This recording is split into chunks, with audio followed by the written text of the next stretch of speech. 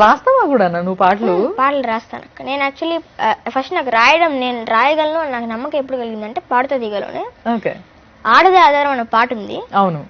అది actually women's day round లో నాకు ఆ పాట ఇచ్చారు. అది ఉమెన్స్ ని తిట్టే సాంగ్. ఫస్ట్ చరణం ఒకటే పొగుడుతుంది, తర్వాత అంతా తిట్టడమే. ఇప్పుడు ఇట్లయితే ఎట్లా, ఇది ఉమెన్స్ డే రోజు పొగడాలి కానీ ఇట్లా తిడితే ఎట్లా అని చెప్పేసి అందరు అన్నారు. సో ఏదో ఒకటి చేయాలని నేను ఇంకో కొత్త చరణం రాశా. ఓకే, ఏం రాసావు? అది పాడతావా నా కోసం?